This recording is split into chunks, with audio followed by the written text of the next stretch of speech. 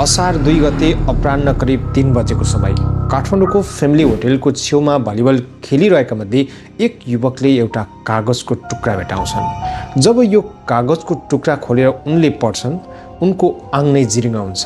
त्यहाँ लेखिएको थियो, मेरो नाम ऋषभ गुप्ता हो, मेरो बुबाको नाम मोहन गुप्ता हो, म नारायणगढबाट हो, प्लिज कल पुलिस। यो मेरो बुबाको नम्बर हो, आई एम किडन्याप्ड। चितवनको नारायणगढका 16 वर्षीय ऋषभ गुप्ताको परिवार सुन चाँदीको कारोबार गर्दै आएका थिए। ऋषभका बुबा आफै सुनको कारोबार समेत गर्छन्। उनीहरूको परिवार राम्रोसँग चलिरहेको थियो। ऋषभको परिवार लामो समयबाट चितवनमा बस्ने भएकाले ऋषभ पनि चितवनकै विद्यालयमा पढ्थे। उनले भर्खरै एसई परीक्षा उत्तीर्ण गरी हाल कक्षा 11मा अध्ययन सुरु गरेका थिए। यो कथाको सुरुवात हुन्छ आजभन्दा करिब 3 वर्ष अगाडिबाट। स्थानीय सिद्धार्थ बोर्डिङ स्कुलमा कक्षा 7मा पढ्ने क्रममा ऋषभको एकजना भारतीय साथीसँग चिनजान भएको थियो। भारतको बिहार स्थायी ठेगाना भएका सुजित कुमार नाम गरेका ती किशोर ऋषभको एउटै कक्षामा चिनजान भएको थियो।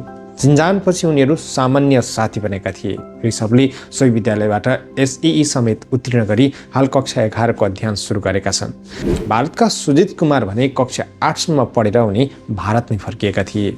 3 वर्षपछि अचानक गत जेठको 31 गते ऋषभको इन्स्टाग्राममा सुजितको कल आउँछ। आफू घुम्नका लागि नेपाल आएको भन्दै कल गरेर सुजितले ऋषभलाई भोलि अर्थात् असार 1 गतेको दिन बिहान भेट्न भन्दै आफू पहिले पढेको विद्यालयको पछाडि बोलाउँछन्। तर असारको 1 गतेबाट ऋषभको कक्षा 11को पढाइ सुरु हुने भएकाले उनले सुजितलाई भेट्न नसक्ने बताउँछन्। तर सुजित बिहान नभई बेलुका भेट्नुपर्छ भन्दै पटक पटक कल गर्न थाले। असार 1 गतेको दिन कलेज गएर फर्किएपछि साँझको समय ऋषभले आफ्नो साइकल पनि लिने र साथी सुजितलाई पनि भेट्ने भन्दै उनी नारायणगढ घरबाट निस्कन्छन्। त्यहाँ सुजित र ऋषभ बीच भेटघाट भएपछि सुजितले भारतबाट ल्याएको बिहार राज्यमा दर्ता भएको BR 22 BS 6137 नम्बरको स्कर्पियो गाडीमा उनलाई चढाउँछन्।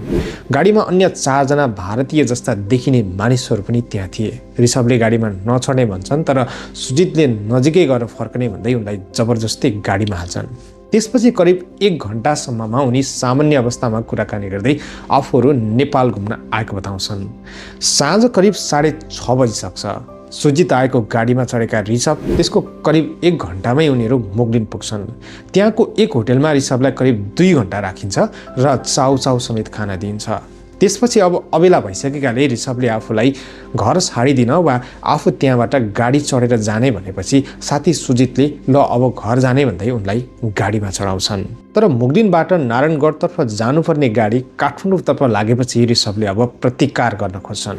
त्यसपछि सुजितसँगै आएका अन्य 2 जना युवाले ऋषभको अनुहारमा मुक्का हान्दै उनलाई अपहरणमा परेको जानकारी दिन्छन्।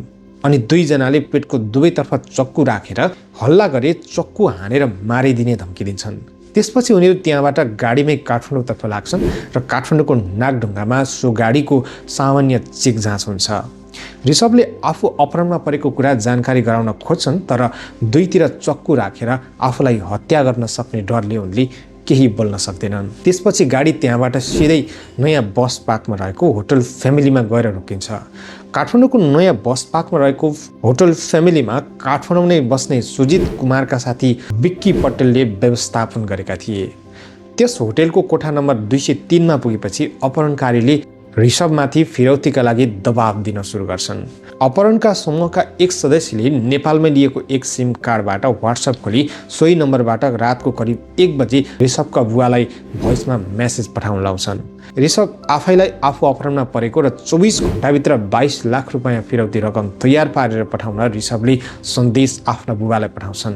साथै 24 घण्टाभित्र रकम नपाए आफ्नो हत्या हुन सक्ने भन्दै ऋषभले मेसेजमा बोलेर पठाउँछन्। यता उनका बुवाले ऋषभको खोजी गरिरहेका थिए। त्यसपछि उनले आफूले रकम जम्मा गरेर करिब 24 घण्टाभित्रै रकम दिने तर ऋषभलाई केही नगर्न भनेका थिए।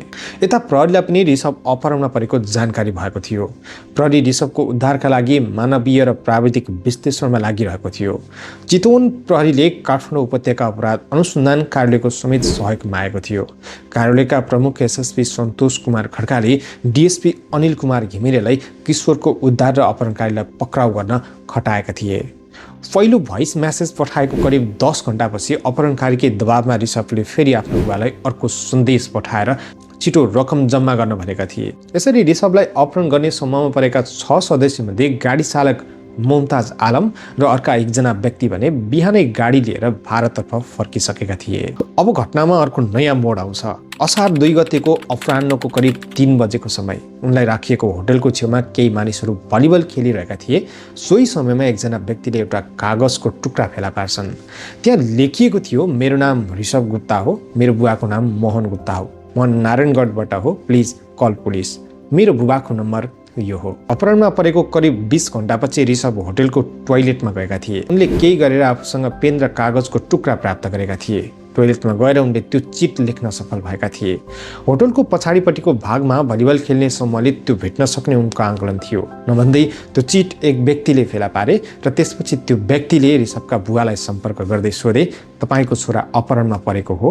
उताबाट बुबाको हो भन्ने जानकारी आएपछि ती व्यक्तिले लगत्तै प्रहरीलाई खबर गरे। यता प्रहरीले पनि ऋषभलाई अपहरण गरिराखिएको स्थानबारे प्राविधिक रूपमा विश्लेषण र अनुसन्धान गरिरहेको थियो। त्यस लगत्तै काठमाडौँ उपत्यका अपराध अनुसन्धान कार्यालयका प्रहरी निरीक्षक रञ्जित लामाको नेतृत्वमा प्रहरीको एउटा टोली ऋषभको उद्धारका लागि त्यहाँ पुग्यो। करिब 10 मिनेटभित्रमा नै ऋषभलाई अपहरण गरिराखिएको होटल फ्यामिलीमा पुगेर उद्धार गर्यो भने अपहरणमा संलग्न 2 जनालाई त्यहाँबाट तत्काल नियन्त्रणमा लियो।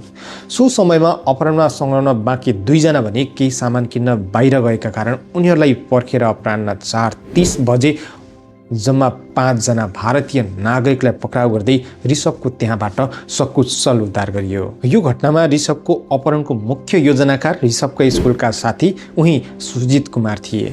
यो अपहरणमा ऋषभकै साथी रहेका भारत बेतिया बिहारका 18 वर्षीय सुजित कुमार, सोही स्थानका वर्ष 18 का गोलु कुमार सोनी, वर्ष 18 कै गोलु कुमार, त्यस्तै वर्ष 18 कै बिक्की कुमार र 28 वर्षीय मोहम्मद शाहिदले उनलाई साथ दिएका थिए। अपहरणमा संलग्न भएको सबै 18 वर्ष आसपासका छन्। घटनामा संलग्न चालक र अर्का एक सदस्य भने भारत फर्किसकेका कारण उनीहरू पक्राउ हुनबाट बचे। नेपालमा अपहरणमा संलग्नका मास्टर माइन्ड भनिएका सुजित कुमार भारतमा करिब 2 वर्ष जेल बसेर भर्खरै छुटेका थिए। भारतमा एक व्यक्तिको हत्यामा संलग्न भनी आरोप लागेका उनी 2 वर्ष जेल बसेर धरौटीमा छुटेका थिए। यसरी 3 महिना अगाडि मात्रै जेलबाट छुटेका सुजित ऋषभको अपहरणका लागि फिरौती रकम असुल गर्न नेपाल आइपुगेका थिए। दर्शकबिन, यो घटनाले एउटा गतिलो सन्देश दिन्छ। यो घटनाले अभिभावकहरूलाई राम्रो सन्देश दिएको छ। आफ्ना बच्चाहरू कस्ता व्यक्तिहरूसँग सम्पर्कमा छन्, को कस्ता साथीहरूसँग र बच्चाहरूसँग बोल्छन् र कन्ट्याक्ट हुन्छन्, साथीहरूको ब्याकग्राउन्ड कस्तो हो, यो बुझेर मात्र आफ्नो बच्चाहरूलाई बाहिर निस्कन र उनीहरूसँग भेटघाट गर्नको लागि अनुमति दिनुहोला। नभए भविष्यमा यस्तै घटना नदोहोरिएला भन्न सकिन्न। तपाईलाई आजको भिडियो कस्तो लाग्यो कृपया सल्लाह सुझाव र प्रतिक्रिया दिन नभुल्नुहोला अनि हाम्रो च्यानललाई पनि सब्स्क्राइब गरेर साथ दिनुहोला।